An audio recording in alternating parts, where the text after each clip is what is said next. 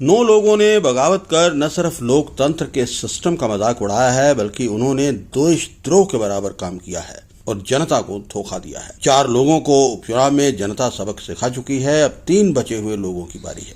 ये बात मुख्यमंत्री के मीडिया सलाहकार नरेश चौहान ने पत्रकारों से बातचीत करते हुए कही। उससे कि वहीं के लोगों ने और विधायकों ने अपने मुख्यमंत्री को और अपने जिलों को कमजोर करने की साजिश में शामिल हुए। उनमें से कुछ लोगों को सबक मिल चुका है, अब कुछ की और तैयारियां हैं। तो ये तो लोग देख रहे हैं और समझ रहे हैं।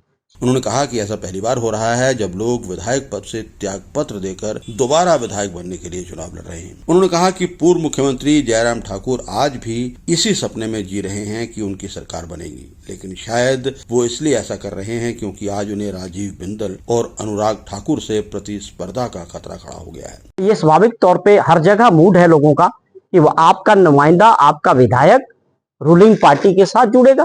3.5 साल ये मजबूत सरकार लोगों की सेवा ठाकुर सुखविंदर सिंह सुक्खू जी की अध्यक्षता में हिमाचल प्रदेश के लोगों की सेवा करने वाली है। इसमें किसी को कोई गलतफहमी नहीं होनी चाहिए। वो चाहे जयराम ठाकुर जी हो, चाहे दूसरे नेता हो, कोई गणित नहीं है। 27 और 41 में बहुत फर्क होने वाला है, बहुत फर्क, कहीं नियर भी नहीं है। अगर वो सपने देखते हैं कि मैं चीफ मिनिस्टर बनना चाहता हूं, सपने देखने में कोई बुराई नहीं है, वो देखते रहे। लेकिन सच्चाई ये है कि हिमाचल प्रदेश के लोगों ने कांग्रेस को जनमत दिया है, कांग्रेस को काम करने का मौका दिया है। चौहान ने कहा कि जिस समय कांग्रेस ने सत्ता संभाली थी, प्रदेश का खजाना खाली था, लेकिन सरकार ने सबसे पहले आपदा से निपटने का काम किया और उसके बाद जनता से जो गारंटियों का वादा किया था उसे भी पूरा किया।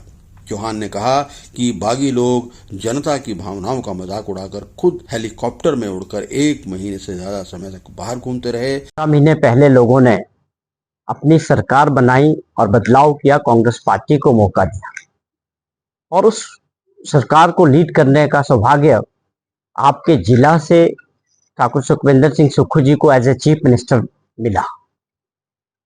और जब हमको सरकार चलाने का मौका मिला और जो आर्थिक स्थिति थी, खजाना खाली था, 75,000 करोड़ का कर्जा हिमाचल प्रदेश के लोगों पे था। 12,000 करोड़ रुपए की देनदारियां जो सरकार को देनी थी, सरकारी कर्मचारियों को या पेंशनर्स को, वो सारी खड़ी थी और खजाना बिल्कुल खाली था। मैं इसलिए इस बात को कर रहा हूं कि वो पहला चैलेंज इस सरकार के पास सामने था। खैर आगे बढ़े, आपदा भी आई। अपने आप में हिमाचल में पहली बार ऐसी बरसात आई और जिसमें सैकड़ों लोगों ने अपनी जानें गंवाई और लोगों का निजी संपत्तियों का, सरकारी संपत्तियों का बहुत नुकसान हुआ। और उस आपदा के दौरान हमारी सरकार ने, माननीय मुख्यमंत्री जी ने, उनकी टीम ने जिस प्रकार से लोगों के बीच काम किया, उसकी सराहना पूरे देश में और विदेशों से हमको, आपको और मुख्यमंत्री जी को और सरकार को मिली।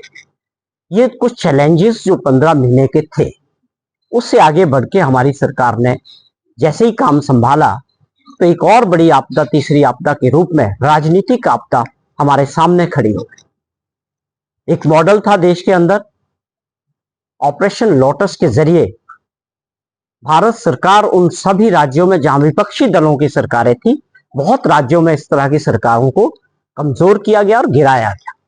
उसका जो मॉडल था, ईडी, सीबीआई, इनकम टैक्स या धन बल के जरिए, वो मध्य प्रदेश आपके सामने था, महाराष्ट्र जैसा ताकतवर राज्य था, या और राज्यों में वो मॉडल आगे बढ़ाया गया।